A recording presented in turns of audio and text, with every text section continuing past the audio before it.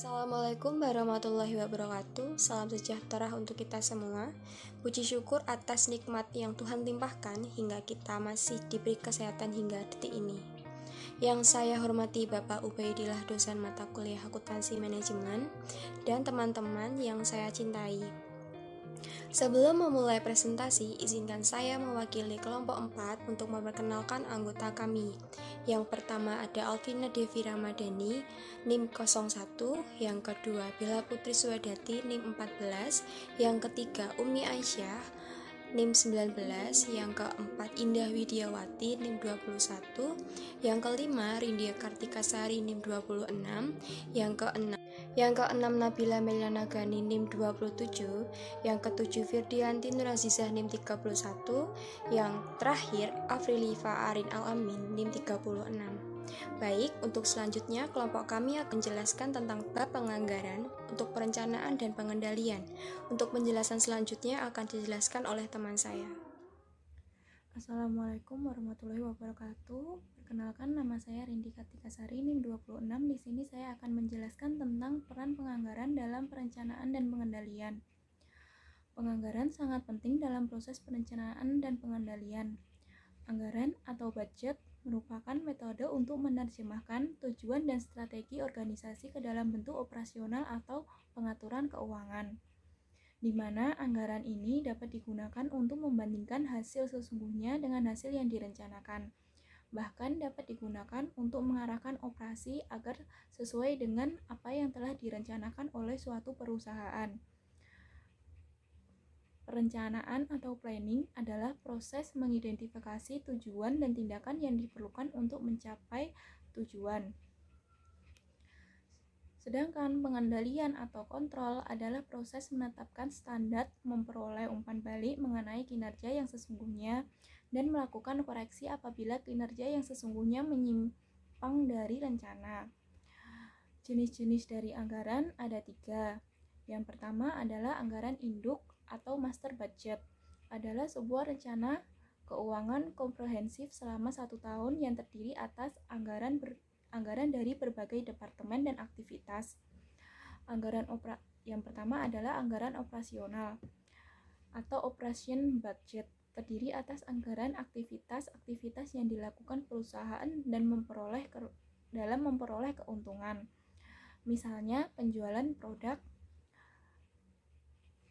lalu produksi dan persediaan barang jadi. Hasil akhir anggaran operasional adalah laporan laba rugi yang dianggarkan atau pro forma yang disusun berdasarkan data estimasi. Selanjutnya adalah anggaran keuangan atau financial budget, merupakan anggaran arus kas masuk, arus kas keluar, dan posisi keuangan. Rencana arus kas masuk dan arus kas keluar diperinci dalam anggaran kas. Posisi keuangan yang diperkirakan pada akhir periode disajikan dalam laporan posisi keuangan atau neraca yang dianggarkan atau pro forma. Yang kedua adalah anggaran berkelanjutan atau continuous atau rolling budget. Adalah anggaran yang selalu disiapkan untuk waktu yang akan datang, sehingga menuntun manajer untuk selalu melakukan perencanaan di muka. Dan yang terakhir adalah anggaran yang selalu diperbarui atau continuously update budget. Adalah anggaran yang diperbarui secara terus-menerus sepanjang tahun. Baik, selanjutnya saya akan menjelaskan tentang sistem penyusunan anggaran, di mana sistem penyusunan anggaran ini terdapat 3 metode. Yang pertama adalah sistem anggaran induk tradisional, yaitu merupakan anggaran yang didasarkan pada anggaran induk tahun sebelumnya. Hasil sesungguhnya yang dicapai tahun sebelumnya dan ekspektasi pada tahun yang akan datang menentukan apakah suatu unsur dalam anggaran induk akan ditambah atau dikurangi. Yang kedua adalah Zero Based Budgeting atau ZBB, yaitu dalam sistem ini mengharuskan manajer pusat pertanggungjawaban harus menjustifikasi setiap aktivitas yang direncanakan dan taksiran biaya seolah aktivitas tersebut baru pertama kali dilakukan. Sistem ini dimulai dengan pembuatan daftar semua aktivitas atau program yang disebut paket keputusan oleh pusat-pusat pertanggungjawaban. Dan yang terakhir adalah Planning, Programming, dan Budgeting System atau PPBS, yaitu sistem yang lebih fokus terhadap output program atau aktivitas organisasi. Prinsip sistem ini adalah alokasi sumber daya organisasi yang terbatas pada aktivitas atau program yang menyajikan tingkat hasil paling besar. Selanjutnya adalah pendekatan penyusunan anggaran. Pendekatan penyusunan anggaran ini terdapat dua macam, yaitu yang pertama adalah pendekatan manajemen tingkat atas atau top down. Direktur perusahaan seperti direktur penjualan, produksi, keuangan, dan administrasi dituntut untuk membuat perkiraan penganggaran berdasarkan pengalaman dan pengetahuan mereka mengenai perusahaan dan industri. Keunggulannya adalah proses cepat dan secara otomatis mendapat dukungan dari manajemen tingkat atas. Kelemahan utamanya adalah adanya kemungkinan manajer tingkat menengah, manajer tingkat bawah, dan karyawan kunci lainnya kurang dalam bekerja sama untuk membuat suksesnya pelaksanaan anggaran. Yang kedua adalah pendekatan akar rumput. Perkiraan penyusunan anggaran dimulai dari bawah. Misalnya untuk membuat perkiraan penjualan akan dimulai dari tingkat tenaga penjual. Keunggulannya adalah semua tingkatan dalam perusahaan sampai tingkatan tertentu berpartisipasi dalam proses penyusunan anggaran sehingga lebih memungkinkan untuk mendukung anggaran dan merasa ikut bertanggung jawab terhadap keberhasilan. Dan yang terakhir adalah pengumpulan informasi untuk penganggaran. Yang pertama adalah perkiraan penjualan.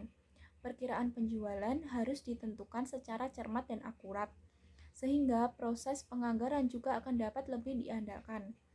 Perkiraan penjualan digunakan dalam memberikan data untuk menyusun anggaran produksi, anggaran pembelian, dan anggaran biaya pemasaran serta administrasi.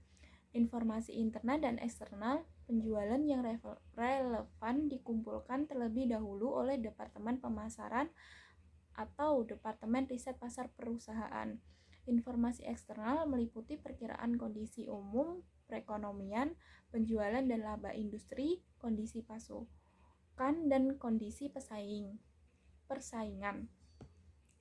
Informasi internal meliputi persediaan dan laba perusahaan di masa lalu berdasarkan produk, tenaga penjual, wilayah, dan saluran distribusi. Dan yang terakhir adalah perkiraan variabel lainnya. Perkiraan mengenai biaya dan kas yang terkait juga diperlukan dalam penganggaran. Data jumlah biaya historis sangat bermanfaat untuk membuat perkiraan biaya. Manajer dapat menyesuaikan jumlah masa lalu berdasarkan pengetahuan mengenai peristiwa di masa yang akan datang. Sekian, terima kasih. Penjelasan dari saya akan dilanjutkan oleh rekan saya. Terima kasih. Wassalamualaikum warahmatullahi wabarakatuh. Assalamualaikum warahmatullahi wabarakatuh. Saya Umi Aisyah, NPM 19. Di sini saya akan menjelaskan mengenai penyusunan anggaran operasional.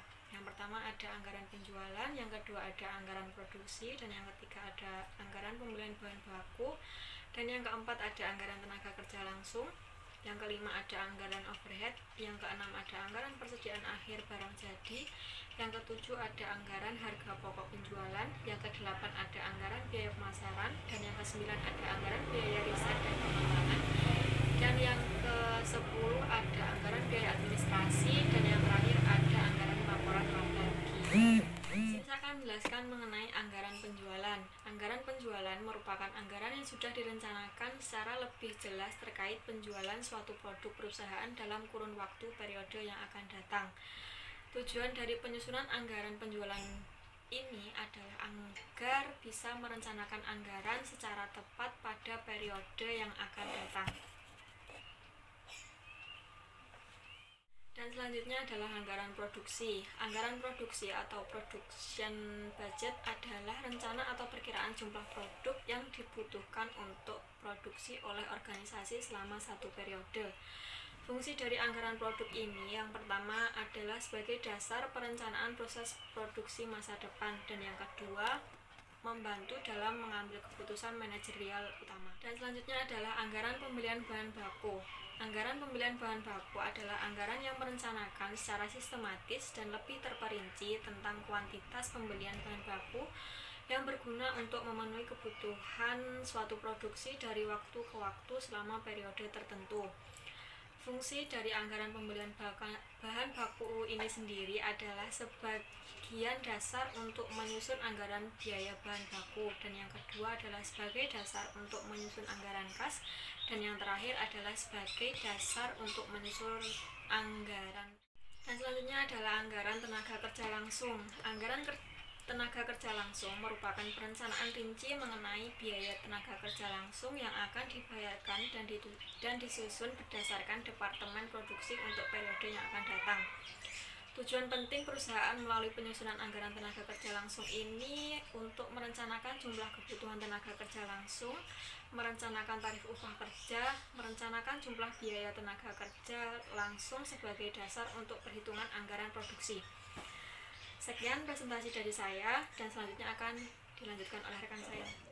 Assalamualaikum warahmatullahi wabarakatuh. Saya Firjianti Nurasiza, NIM 31. Saya di sini akan melanjutkan presentasi dari teman saya, yaitu anggaran overhead. Anggaran overhead atau overhead budget menunjukkan perkiraan semua biaya unsur produksi yang bersifat tidak langsung.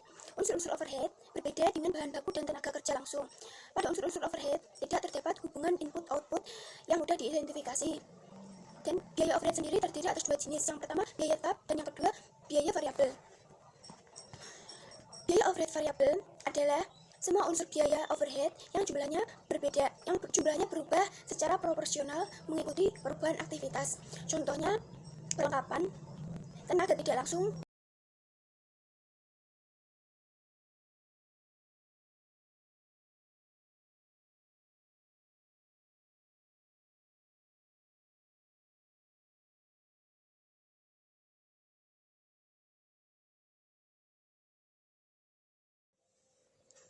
anggaran persediaan akhir barang jadi. Anggaran persediaan akhir barang jadi atau finished goods inventory budget memberikan informasi yang diperlukan untuk menyusun anggaran neraca. Informasi tersebut akan menjadi input yang penting dalam penyusunan anggaran harga pokok penjualan. Rumus perhitungan anggaran persediaan akhir barang jadi yaitu sebagai berikut. Anggaran biaya persediaan akhir barang jadi sama dengan unit persediaan akhir dikali biaya per unit.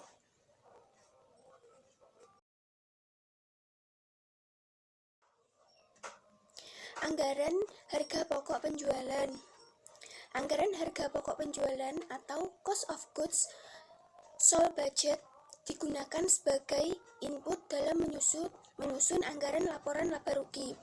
Dan rumus perhitungan anggaran harga pokok penjualan yaitu sebagai berikut. Anggaran harga pokok penjualan sama dengan anggaran bahan baku digunakan ditambah anggaran tenaga kerja langsung ditambah anggaran overhead pabrik ditambah persediaan awal barang jadi dikurangi anggaran persediaan akhir barang jadi.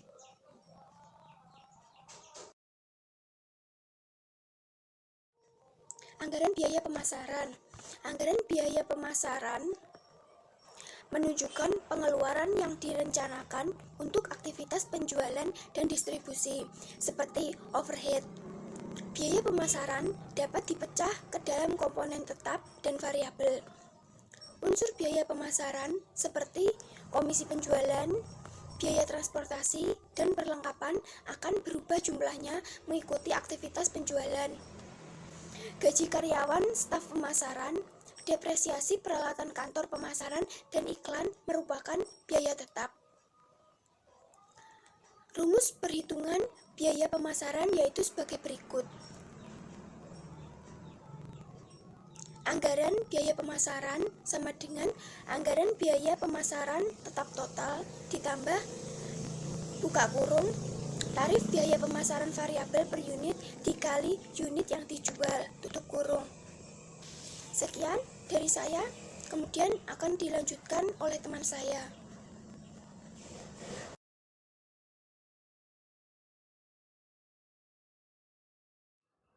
Assalamualaikum warahmatullahi wabarakatuh. Saya Bella Putri NIM 1903101014 ingin menjelaskan tentang anggaran biaya riset dan pengembangan.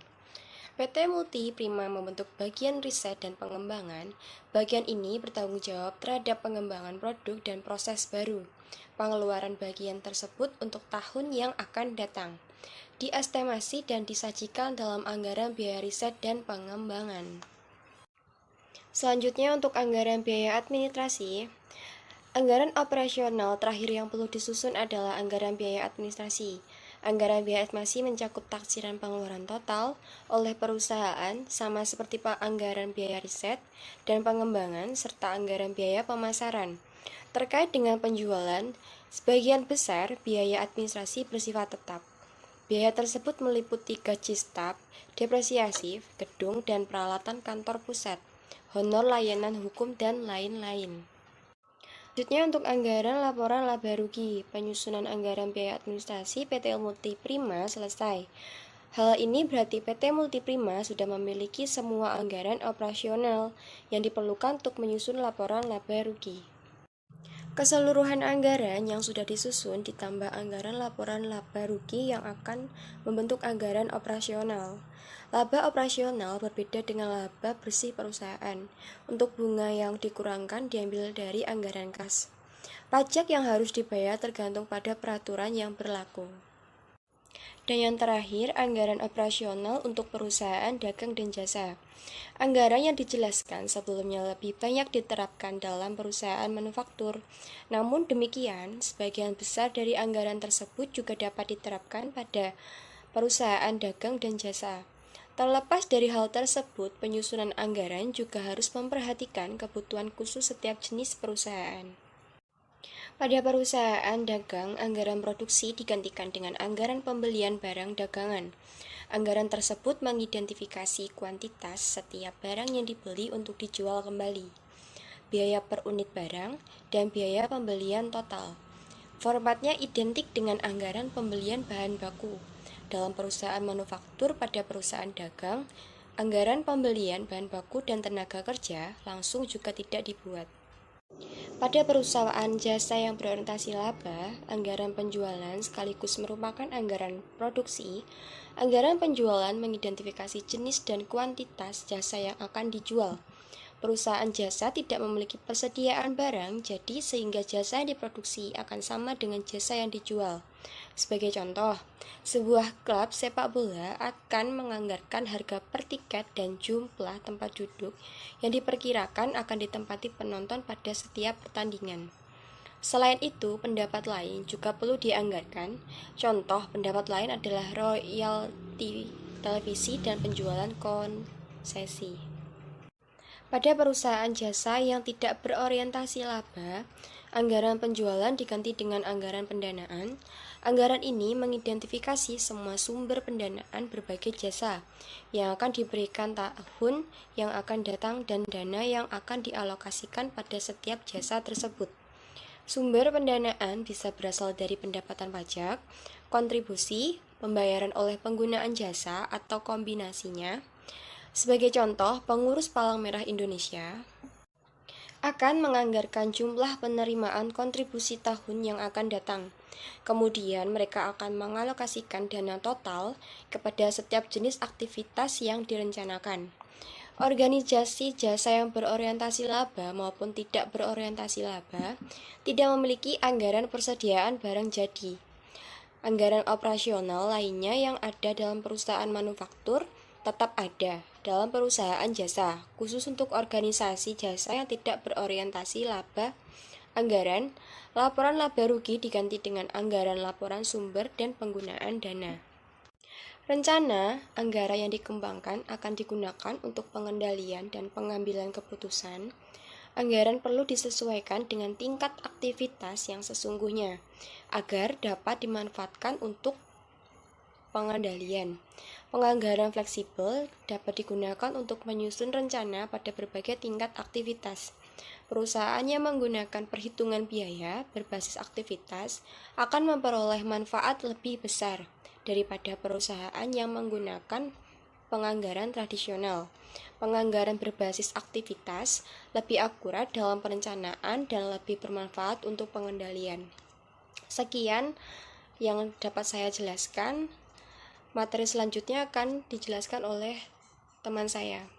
Terima kasih. Assalamualaikum warahmatullahi wabarakatuh. Perkenalkan, nama saya Alvina Devi Ramadhani Putri, NPM 1903-10-10-01. Baiklah, di sini saya akan menjelaskan materi mengenai penyusunan anggaran keuangan.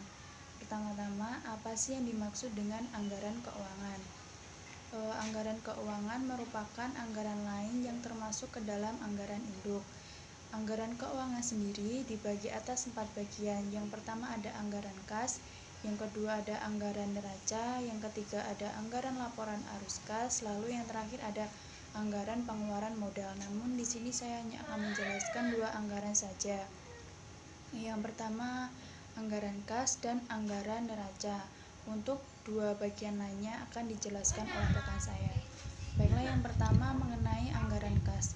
Anggaran kas merupakan komponen paling penting dalam mengelola suatu usaha. Sebuah perusahaan mungkin sukses dalam menjalankan bisnisnya, dalam menjual produk ataupun memproduksi produk. Namun mereka mengalami kegagalan dalam keuangan dikarenakan waktu arus kas masuk dan keluar. Dengan mengetahui kapan terjadinya kekurangan atau kelebihan kas, maka manajer dapat menentukan kapan perlu meminjam dan kapan harus melunasi pinjaman. Bank juga menggunakan kemampuan anggaran kas nasabahnya untuk mengetahui kebutuhan kas serta kemampuan nasabahnya dalam melunasi kewajibannya.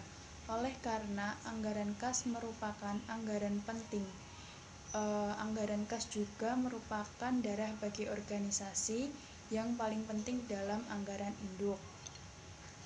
Untuk anggaran kas sendiri terdapat 5 komponen. Komponen yang pertama yaitu jumlah kas yang tersedia. Komponen yang kedua ada pengeluaran kas. Lalu yang ketiga ada kelebihan atau kekurangan kas. Yang keempat ada pendanaan dan yang kelima ada saldo kas.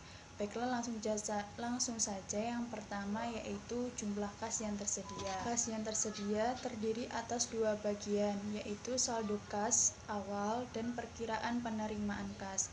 Perkiraan penerimaan kas meliputi penerimaan dari semua sumber kas pada periode yang bersangkutan. Sumber utama penerimaan kas yaitu penjualan. Jika perusahaan menjual secara kredit, maka perusahaan perlu menentukan pola penerimaan kas dari pembayaran piutang usaha.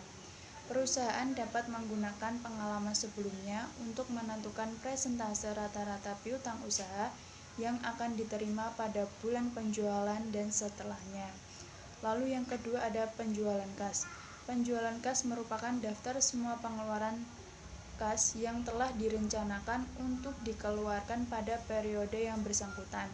Pengeluaran kas tidak termasuk pembayaran bunga utang karena pembayaran tersebut akan disajikan pada bagian pendanaan. Semua unsur biaya yang tidak mengakibatkan pengeluaran kas dikeluarkan dari daftar pengeluaran kas, misalnya depresiasi. Lalu yang ketiga ada kelebihan atau kekurangan kas. Kelebihan atau kekurangan kas merupakan perbandingan antara jumlah kas yang tersedia dan jumlah kas yang dibutuhkan. Kebutuhan kas adalah jumlah pengeluaran kas ditambah saldo kas minimum yang diperlukan. Saldo kas minimum adalah jumlah pemilikan kas paling rendah yang perlu ada dan biasanya ditentukan berdasarkan kebijakan perusahaan. Saldo kas minimum ini seperti saldo kas pada rekening tabungan. Penabung biasanya berusaha menjaga agar tetap tersedia sejumlah uang dalam rekening tabungannya. Hal tersebut bertujuan untuk menghindari beban jasa sekaligus cadangan kebutuhan yang tidak terduga. Semua seperti penabung, perusahaan juga memerlukan saldo kas minimum. Jumlah bervariasi antara perusahaan dan ditentukan berdasarkan kebutuhan seperti kebutuhan setiap perusahaan. Lalu kekurangan kas akan terjadi apabila jumlah kas yang tersedia lebih rendah dari kebutuhan kas. Jika terjadi kondisi ini, maka perusahaan harus mendapatkan pinjaman untuk untuk menutupi kebutuhan kas. Kelebihan kas akan terjadi apabila kas yang tersedia lebih besar dari kebutuhan kas perusahaan. Kelebihan kas tersebut dapat digunakan perusahaan untuk membayar utang dan melakukan investasi. Lalu yang keempat ada pendanaan. Pendanaan dalam anggaran kas terdiri atas pinjaman dan pembayaran utang. Jika terjadi kekurangan kas, bagian pendanaan akan menunjukkan jumlah yang perlu dipinjam. Sebaliknya, jika terjadi kelebihan kas, maka bagian pendanaan akan menunjukkan rencana pembayaran utang termasuk bunganya. Lalu yang terakhir ada saldo akhir. Bagian akhir anggaran kas adalah saldo akhir yang direncanakan. Untuk mendapat kelebihan atau kekurangan kas, kebutuhan kas harus dikurangi pengeluaran kas dan saldo kas minimum. Padahal saldo kas minimum harus ditambahkan kembali. Maka rumus untuk memperhitungkan anggaran kas yaitu saldo kas akhir sama dengan saldo kas awal ditambah anggaran penerimaan kas selama satu periode dikurangi anggaran pengeluaran kas selama satu periode. Baiklah, untuk materi yang kedua yaitu mengenai anggaran neraca. Anggaran neraca disusun berdasarkan informasi yang dimuat dalam posisi keuangan tahun sebelumnya dan anggaran lain dalam anggaran induk. Baiklah, sekian yang dapat saya sampaikan. Untuk materi selanjutnya akan dijelaskan oleh rekan saya. Assalamualaikum warahmatullahi wabarakatuh. Saya Nabila Melina Nagani, NIM 1903-101027. Di sini saya akan menjelaskan tentang anggaran laporan arus kas. Laporan arus kas menyajikan perubahan kas dan setara kas investasi atau jangka pendek yang sangat likuid. Dalam satu periode, penerimaan dan pengeluaran kas dalam laporan arus kas dikelompokkan ke dalam aktivitas operasi, investasi, dan pendanaan. Yang pertama yaitu aktivitas operasi, melibatkan produksi serta penyerahan barang dan pemberian jasa. Arus kas dari aktivitas operasi merupakan pengaruh kas dari transaksi dan kejadian lain yang dimasukkan dalam perhitungan laba bersih. Dan yang kedua yaitu aktivitas investasi, meliputi pemberian pinjaman dan penerimaan, pelunasan, perolehan, dan pelepasan instrumen utang atau ekuitas, serta perolehan dan pelepasan aset tetap dan aset produktif lainnya yang memiliki atau digunakan untuk menghasilkan barang atau jasa oleh perusahaan, selain bahan yang merupakan bagian dari persediaan perusahaan. Dan yang ketiga adalah aktivitas pendanaan, meliputi perolehan sumber daya dari pemilik dan pemberian imbalan hasil dan pengembalian investasi kepada pemilik. Perolehan pinjaman uang dan pelunasan pokok pinjaman atau pelunasan kewajiban lainnya, dan perolehan dan pengembalian sumber daya yang diperoleh dari radiator melalui kredit jangka panjang. Dan yang selanjutnya adalah laporan arus kas. Laporan arus kas terdiri dari kas masuk dan kas keluar. Berdasarkan pengelompokan sebelumnya, terdiri dari operasi, investasi, dan pendanaan. Operasi pada kas masuk berisi tentang penjualan, pendapatan bunga, pendapatan dividen, dan pendapatan lain-lain. Sedangkan pada kas keluar, operasi berisi tentang pemasok dan karyawan, biaya bunga, pajak, dan biaya lain-lain. Sedangkan investasi pada kas masuk berisi tentang penjualan aset tetap, penjualan sekuritas utang, dan ekuitas perusahaan lain. Penerimaan pembayaran pokok pinjaman yang diberikan kepada pihak lain. Sedangkan pada kas keluar berisi tentang pembelian aset tetap, pembelian sekuritas utang dan sekuritas perusahaan lain, pemberian pinjaman kepada pihak lain. Pengelompokan yang selanjutnya yaitu pendanaan. Pendanaan pada kas masuk berisi tentang penerbitan surat utang atau wesel dan obligasi. Yang kedua penerbitan sekuritas ekuitas, dan yang ketiga investasi oleh sekutu. Sedangkan pada kas keluar Pendanaan berisi tentang pelunasan utang, pembelian kembali sekuritas ekuitas atau saham treasury. Ketiga, pembayaran dividen. Keempat, penarikan modal oleh sekutu. Dan yang terakhir adalah privilege sekutu. Selanjutnya adalah kelebihan proses anggaran induk dan tradisional. Anggaran induk dan tradisional memberikan manfaat dan keuntungan sebagai berikut, yaitu yang pertama, penyusunan anggaran induk memberikan pendekatan yang disiplin terhadap identifikasi dan pemecahan masalah. Manajemen wajib mempelajari dan mengevaluasi secara sistematis setiap aspek usaha dalam rangka menyusun anggaran periodik. Dan yang kedua, yaitu penyusunan anggaran periodik memberikan arah dan tujuan bagi manajemen di semua tingkatan. Penyusunan anggaran induk membantu pengembangan suasana berorientasi keuntungan dan semua organisasi, serta dapat menimbulkan keadaan biaya dan penggunaan sumber daya secara efisien. Dan yang ketiga, penyusunan anggaran induk meningkatkan koordinasi aktivitas perusahaan. Proses penganggaran memberikan cara untuk mengkoordinasi usaha semua bagian perusahaan untuk mencapai tujuan dan sasaran yang telah ditetapkan. Dan yang keempat, yaitu proses penganggaran merupakan mekanisme untuk menggalang gagasan dan kerjasama dari semua tingkatan manajemen. Keterampilan dan pengetahuan dari semua manajer diperlukan untuk mengembangkan anggaran induk yang paling efektif. Yang kelima, anggaran menyediakan ukuran yang dapat digunakan untuk mengevaluasi kinerja yang sesungguhnya dan kemampuan manajerial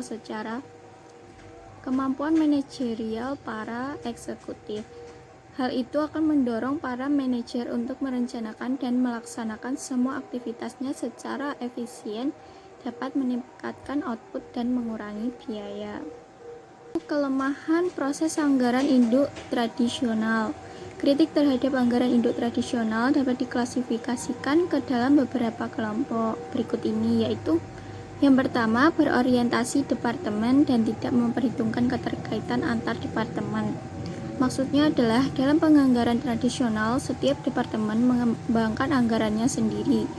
Anggaran setiap departemen kemudian akan digabungkan untuk menyusun anggaran perusahaan secara keseluruhan.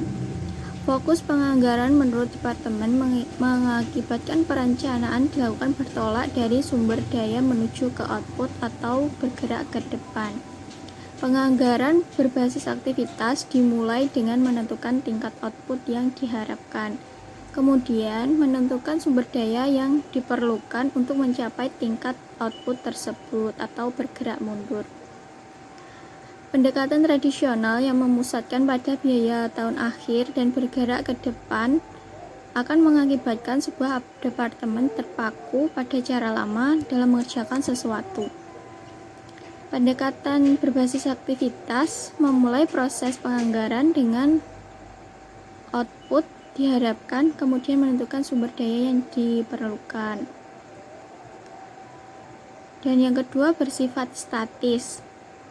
Anggaran statis adalah anggaran yang disusun pada satu tingkat aktivitas. Sebelumnya sudah dibahas bahwa anggaran induk didasarkan pada anggaran penjualan tahun yang akan datang. Setelah jumlahnya ditentukan, anggaran produksi, pemasaran, dan administrasi disusun berdasarkan anggaran penjualan tersebut. Sifat statis anggaran bertambah dengan digunakannya anggaran tahun terakhir sebagai dasar untuk menyusun anggaran tahun sekarang. Seringkali anggaran tahun sekarang adalah anggaran tahun lalu, disesuaikan dengan inflasi. Pendekatan penganggaran ini disebut sebagai pendekatan inkremental. Dan yang ketiga adalah orientasi hasil. Terkait dengan sifat statis anggaran induk adalah orientasi hasil. Orientasi pada hasil daripada proses dapat mengakibatkan manajer memisahkan proses dari outputnya. Apabila anggaran dipicu oleh sumber daya daripada dipicu output, maka manajer akan konsentrasi pada sumber daya dan gagal melihat kaitan antara sumber daya dengan output. Jika kebutuhan untuk mengurangi biaya timbul, hal itu akan dilakukan dengan cara memotong anggaran setiap departemen dengan presentasi yang sama. Kebijakan tersebut tampak adil karena setiap departemen mendapat potongan anggaran dalam presentase yang sama. Beberapa departemen lebih gemuk dari yang lain sehingga beberapa departemen akan melakukan pengurangan anggaran yang tidak seharusnya.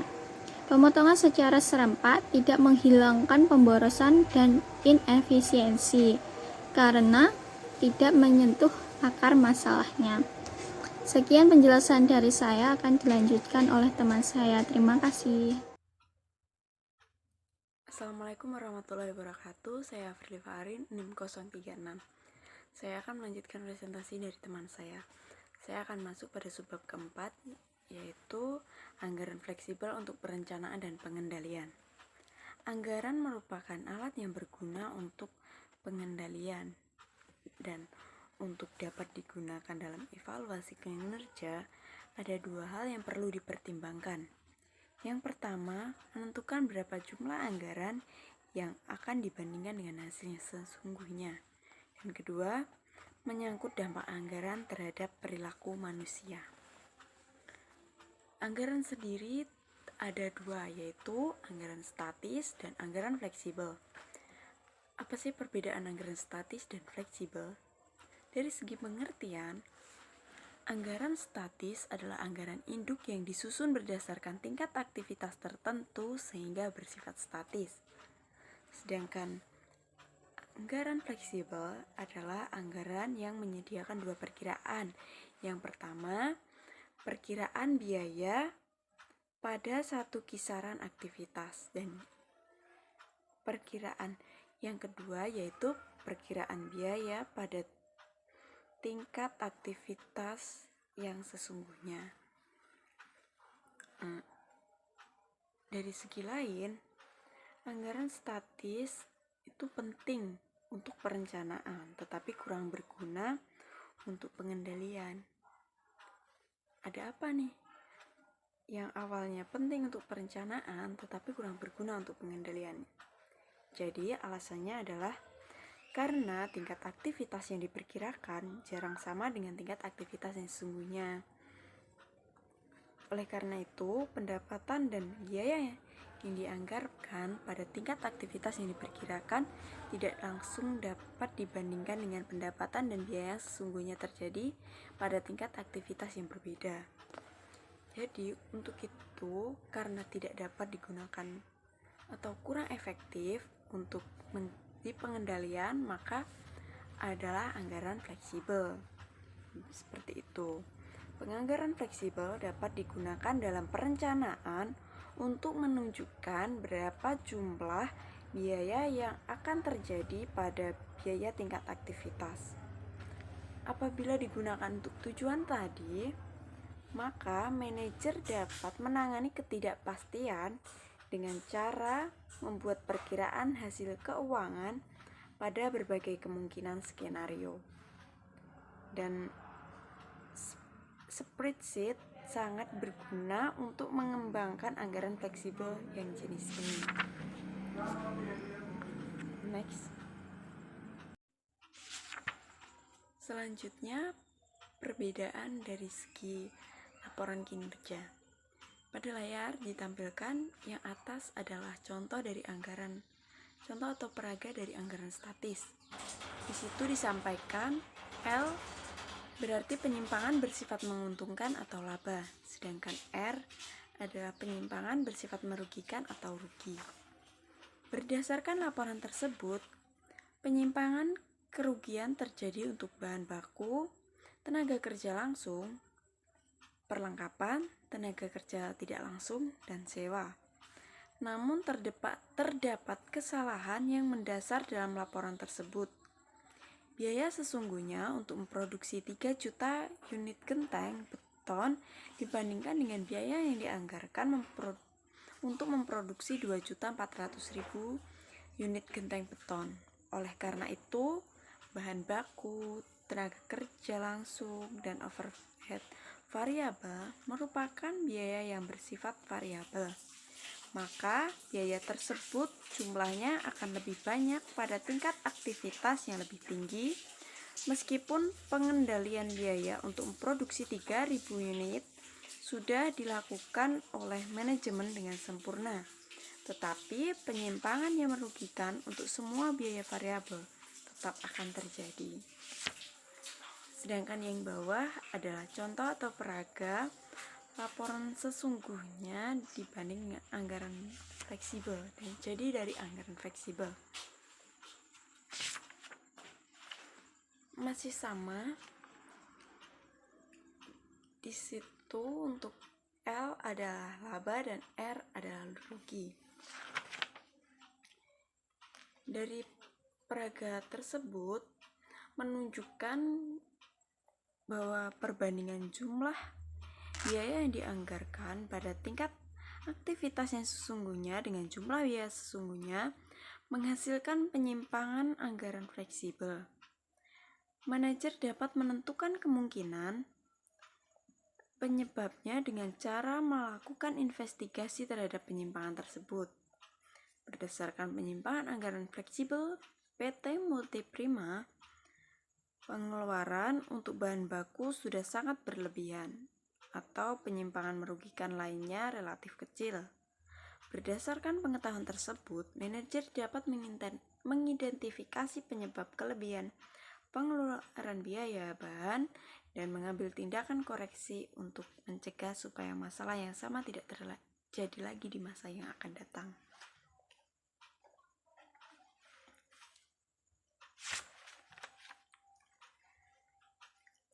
Dalam analisis penyimpangan, belum dapat diketahui penyebab penyimpangan sebelum dilakukan investigasi.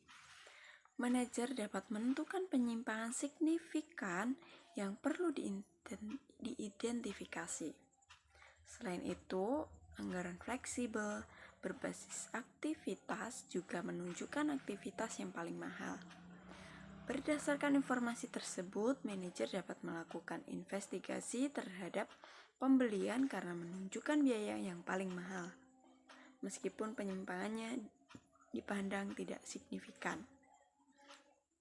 Berdasarkan penjelasan dan contoh yang sudah diberikan, tampak bahwa anggaran fleksibel merupakan alat yang sangat berguna untuk perencanaan dan pengendalian. Ini bukan berarti anggaran statis tidak berguna. Hanya saja yang lebih berguna adalah anggaran fleksibel. Karena kemampuannya untuk menentukan biaya pada berbagai tingkat aktivitas membantu manajer untuk mengatasi kelemahan sifat statis anggaran induk. Penganggaran berbasis aktivitas menambah kegunaan anggaran fleksibel bagi manajer. Demikian penjelasan dari saya, selanjutnya akan dilanjutkan oleh teman saya. Assalamualaikum warahmatullahi wabarakatuh. Saya Indah Widiawati, NIM 19031010021. Di sini saya akan menjelaskan tentang dimensi perilaku dalam penganggaran. Anggaran digunakan untuk mengevaluasi kinerja manajer. Oleh karena itu, evaluasi tersebut menentukan keuangan dan karir manajer. Maka, anggaran dapat berpengaruh signifikan terhadap perilaku manajer. Anggaran dapat mempengaruhi perilaku secara positif atau negatif tergantung pada bagaimana anggaran digunakan. Karakteristik sistem penganggaran yang baik. Sistem penganggaran yang ideal adalah yang dapat mencapai keselarasan tujuan dan mendorong manajer untuk mencapai tujuan organisasi dengan cara yang beretika. Yang pertama yaitu umpan balik mengenai kinerja yang sering. Manajer perlu mengetahui seberapa baik mereka melakukan tugasnya sebelum tahun berakhir. Penyediaan laporan kinerja yang sering dan tepat waktu memungkinkan para manajer untuk mengetahui seberapa berhasil usaha mereka dan memberi mereka waktu untuk melakukan tindakan koreksi dan mengubah rencana jika diperlukan. Laporan kinerja yang sering diberikan dapat memperkuat perilaku positif dan memberikan waktu dan kesempatan kepada manajer untuk beradaptasi dengan perubahan lingkungan. Selanjutnya, insentif keuangan dan non-keuangan. Sistem penganggaran yang baik mendorong perilaku yang memiliki keselarasan tujuan. Insentif adalah cara yang digunakan untuk mendorong manajer bekerja mencapai tujuan organisasi. Insentif dapat positif dan negatif. Insentif negatif menggunakan sanksi untuk memotivasi, sedangkan insentif positif menggunakan imbalan untuk memotivasi. Kedua insentif tersebut dapat digunakan oleh organisasi. Yang ketiga yaitu penganggaran partisipatif. Salah satu masalah anggaran yang mempengaruhi perilaku adalah tingkat partisipasi dalam proses penyusunan anggaran induk yang akan diberikan oleh manajer tingkat atas kepada manajer tingkat menengah dan bawah. Partisipasi terdiri atas dua konsep, yaitu proses dan konten. Proses mengacu pada tindakan untuk berpartisipasi. Konten mengacu pada tujuan bersama yang diinternalisasi oleh setiap anggota kelompok. Hal itu menjadi salah satu aspek penting dalam proses penganggaran karena dalam realitasnya anggaran yang sudah disahkan merupakan konsensus dan komitmen bersama semua pihak dalam organisasi. Kesepakatan antar individu menimbulkan keterikatan untuk mencapai tujuan-tujuan anggaran yang sudah disusun bersama. Selanjutnya yaitu standar realistis. Jumlah yang dianggarkan akan digunakan sebagai pedoman kerja. Oleh karena itu, anggaran harus didasarkan pada kondisi dan ekspektasi yang realistis. Anggaran fleksibel dapat digunakan untuk memastikan biaya dianggarkan dapat digunakan sebagai pembanding yang setara dengan biaya sesungguhnya. Selanjutnya yaitu keterkendalian biaya. Pandangan konvensional menyatakan manajer harus dimintai tanggung jawab hanya terhadap biaya yang dapat mereka kendalikan. Biaya terkendali adalah biaya yang dapat dipengaruhi oleh manajer yang bersangkutan. Menurut pandangan ini, manajer yang tidak dapat mengendalikan suatu biaya tidak boleh dimintai tanggung jawab terhadap biaya tersebut. Yang terakhir yaitu banyak ukuran kinerja. Organisasi sering melakukan kesalahan menggunakan anggaran sebagai satu-satunya ukuran kinerja manajer. Penekanan yang berlebihan terhadap ukuran ini dapat mendorong perilaku disfungsional yang disebut milking the film atau rabun jauh atau miopic. Perilaku rabun jauh terjadi jika seorang manajer mengambil tindakan yang meningkatkan kinerja anggaran dalam jangka pendek, tetapi dalam jangka panjang berpengaruh buruk terhadap perusahaan. Cara terbaik untuk mencegah perilaku rabun adalah dengan mengukur kinerja manajer berdasarkan beberapa dimensi, termasuk atribut jangka panjang. Produktivitas, kualitas, dan perkembangan karyawan merupakan contoh bidang kinerja lain yang perlu dievaluasi. Ukuran kinerja keuangan penting, tetapi penekanan yang berlebihan terhadap ukuran tersebut dapat kontraproduktif. Sekian presentasi dari kelompok kami, kurang lebihnya kami mohon maaf. Wassalamualaikum warahmatullahi wabarakatuh.